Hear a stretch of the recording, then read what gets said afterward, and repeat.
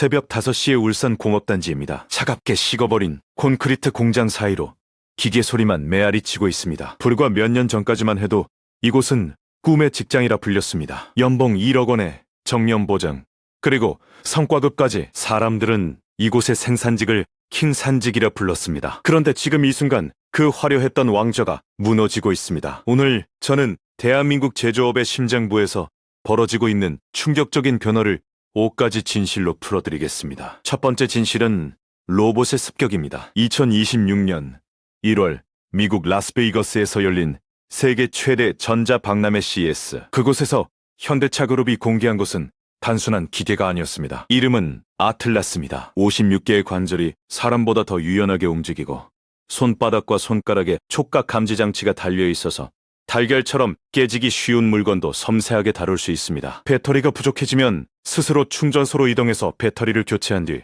즉시 작업을 재개합니다. 쉬지 않고 24시간 365일 일할 수 있는 노동자가 탄생한 것입니다. 현대차 그룹은 2028년부터 미국 조지아주 메타플랜트 아메리카 공장에 이 로봇을 실전 배치하겠다고 발표했습니다. 2030년까지 연간 3만 대 규모로 생산한다는 계획도 함께요. 여기서 소름 끼치는 숫자가 나옵니다. 현대차 그룹 주력 계열사의 생산직 인건비는 1인당 연간 1억 3천만 원입니다. 반면 아틀라스의 연간 유지비는 대당 1,400만 원 수준에 불과합니다. 거의 10분의 1입니다. 대신증권의 분석에 따르면 생산직 인력의 10%만 로봇으로 대체해도 연간 1조 7천억 원의 손익계산 효과가 발생합니다. 기업 입장에서는 계산이 너무나 명확합니다. 그래서 노조는 공포에 떨고 있습니다. 금속노조 현대차 지부는 노사 합의 없는 로봇 도입은 단 한 대도 허용할 수 없다고 외치고 있습니다. 하지만 이미 현대차 아산 공장의 자동화율은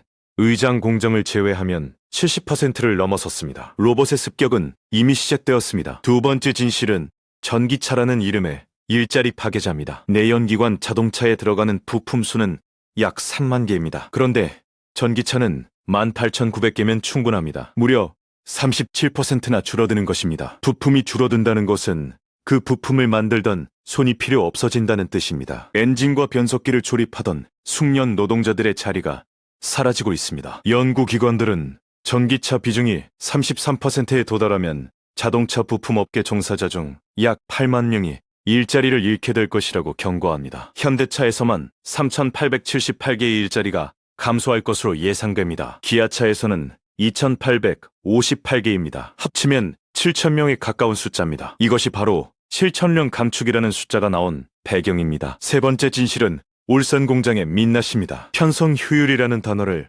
아시나요? 쉽게 말해서 노동자가 근무 시간 중에 실제로 일하는 비율을 뜻합니다. 현대차 울산 공장의 편성 효율은 50% 수준입니다. 절반은 일하고 절반은 일하지 않는다는 의미입니다. 반면 미국 엘라베마 공장의 편성 효율은 90%를 넘습니다. 같은 회사인데 거의 2배 가까이 차이가 납니다. 더 충격적인 사실이 있습니다. 현대차의 7개 해외 공장 편성 효율은 대부분 80% 후반에서 90% 초반 사이입니다. 오직 국내 공장만 50%대에 머물러 있습니다. 생산성이 가장 낮은 울산 공장이 가장 많은 물량을 담당하는 역설이 벌어지고 있는 것입니다. 이 비효율이 현대차의 영업이익률을 걷어먹고 있습니다.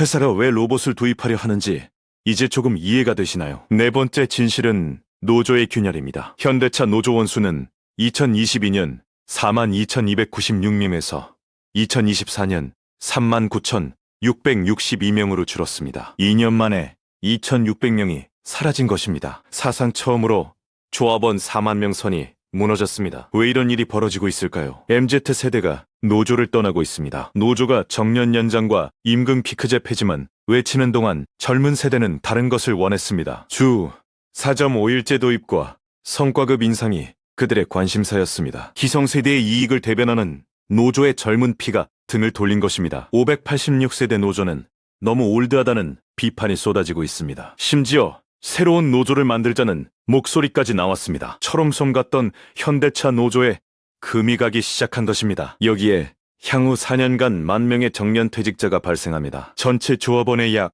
25%에 해당하는 숫자입니다. 노조의 힘은 점점 약해지고 있습니다. 5번째 진실은 퇴직 후의 냉혹한 현실입니다. 연봉 1억 원을 받던 현대차 생산직이 퇴직 후 어떤 삶을 살게 될까요? 한 사례를 말씀드리겠습니다. 30년 가까이 울산 공장에서 일하다 퇴직한 어느 노동자는 지금 부동산 중개소에서 일하고 있습니다. 월급은 180만 원입니다. 연봉 1억 원에서 월급 180만 원으로 퇴직금 3억 원은 2년 만에 바닥이 났습니다. 평생 용접과 조립만 하던 손으로는 할 수 있는 일이 많지 않았습니다. 이것이 바로 7천 명이 마주하게 될 미래입니다. 그렇다면 이 절망적인 상황에서 빠져나올 방법은 있을까요? 전문가들은 노사 모두 변해야 한다고 말합니다. 회사는 로봇 도입 시 고용 안정을 위한 안전장치를 마련해야 합니다. 숙련 인력을 고부가 가치 공정으로 전환하는 재교육 프로그램이 필요합니다. 노조도 임금과 성과급 인상만 외칠 것이 아닙니다. 제조업의 패러다임이 바뀌는 상황에서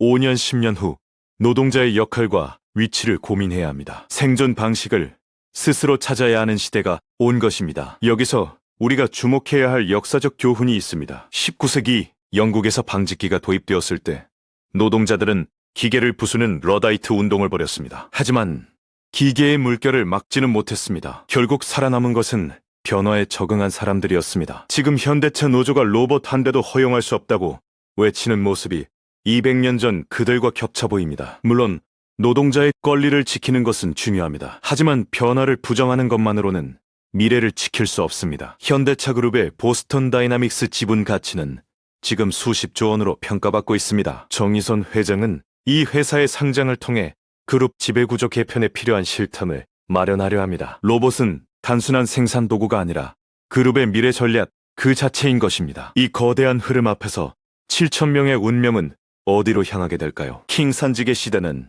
저물고 있습니다. 하지만 해가 지면 반드시 다시 뜹니다. 새로운 시대에 맞는 새로운 왕이 탄생할 것입니다. 그것이 로봇일지 인간일지 아니면 둘의 협력일지는 아직 아무도 모릅니다. 그 답은 바로 지금 이 순간 선택하는 우리 모두의 손에 달려 있습니다.